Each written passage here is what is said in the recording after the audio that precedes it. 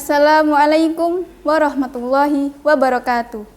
Innal hamdalillah nahmaduhu wa nasta'inu wa astaghfiruh wa na'udzu billahi min syururi anfusina wa min sayyiati a'malina. May yahdihillahu fala mudhillalah wa may yudlil fala hadiyalah.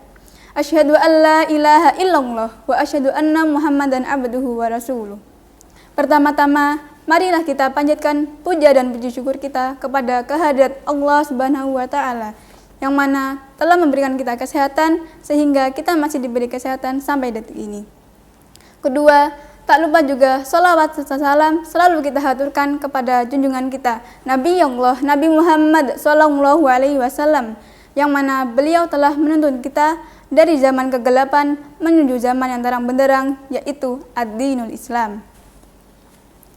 Saudaraku yang dirahmati oleh Allah, sebentar lagi kita akan berpisah dengan bulan Ramadan. Banyak sekali kenangan yang ada pada bulan Ramadan, seperti berpuasa, sholat tarawih, hingga berbuka puasa. Setelah kita berpuasa penuh selama 1 bulan, kita akan menyambut Idul Fitri. Mulai dari kue kering, ketupat, bahkan baju baru pun ikut memeriahkan Idul Fitri.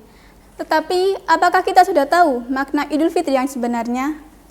Makna Idul Fitri dapat diartikan sebagai ungkapan rasa syukur kita kepada Allah Subhanahu wa taala atas pencapaian setelah berpuasa selama 1 bulan. Idul Fitri berasal dari kata yaitu Id dan Al-Fitri.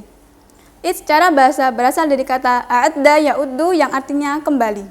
Sedangkan Fitri memiliki 2 makna yaitu berbuka puasa dan suci atau fitrah.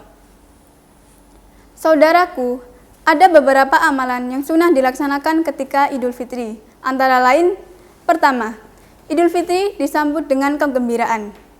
Adanya Idul Fitri sebaiknya disambut dengan perasaan yang gembira, karena Idul Fitri merupakan bulan suci umat muslim, di mana seluruh umat muslim dosa terhapus dan semua memulainya kembali dengan bersih. Kedua, makan sebelum melaksanakan sholat Idul Fitri. Berbeda dengan Idul Adha, Idul Fitri dianjurkan untuk makan terlebih dahulu sebelum melaksanakan sholat Idul Fitri, sebagaimana diterangkan dalam hadis riwayat Al-Bukhari. Rasulullah SAW tidak keluar pada pagi hari ketika Idul Fitri. Sebelum beliau makan beberapa kurma dan beliau makannya dalam jumlah yang ganjil. Kemudian yang ketiga, mengeraskan takbir pada hari raya Idul Fitri. Salah satu syiar yang identik dengan Idul Fitri adalah kumandang takbirnya, sebagaimana dijelaskan dalam Quran Surat Al-Baqarah ayat 185. A'udzu billahi minasyaitonir rajim. Bismillahirrahmanirrahim. Walitukmilul iddata walitukabbirullah, yang artinya dan sempurnakanlah bilangan Ramadan dan bertakbirlah kepada Allah. Lafaz takbir yang dikumandangkan adalah Allahu Akbar, Allahu Akbar, la ilaha illallah wallahu akbar, Allahu Akbar walillahilham. Kemudian yang keempat, berjalan kaki ke tempat sholat dan melewati jalan yang berbeda.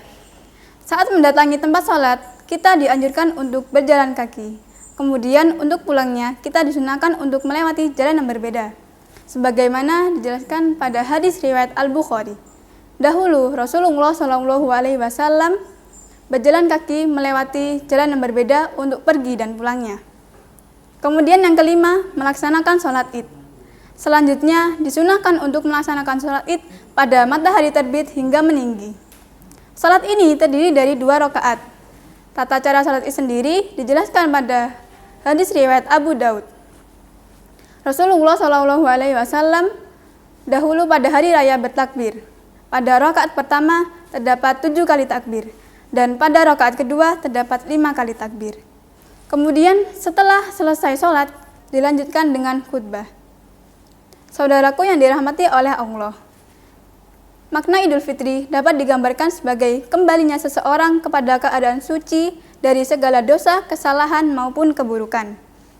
Seseorang yang kembali kepada fitrahnya, ia akan memiliki sifat yaitu yang pertama, tetap istiqomah memegang agama tauhid yaitu Islam. Kemudian yang kedua, dalam kehidupan sehari-hari, ia akan selalu berkata dan berbuat benar, walau kana murron, walaupun perkataan itu pahit. Kemudian yang ketiga, tetap menjadi hamba Allah yang taat dan patuh terhadap perintahnya. Mungkin cukup sekian dari saya, kurang dan lebihnya mohon dimaafkan, karena kesempurnaan hanya milik Allah semata. Ambil yang baik, buang yang buruknya. Salah tak bisa dicegah, dendam tak akan menyelesaikan masalah. Izinkan saya mohon maaf agar langkah ke depan menjadi lebih mudah. Saya, Konasya Najarat Rizki dari tim dakwah Smamio, pamit undur diri. Akhirul kalam, wassalamualaikum warahmatullahi wabarakatuh.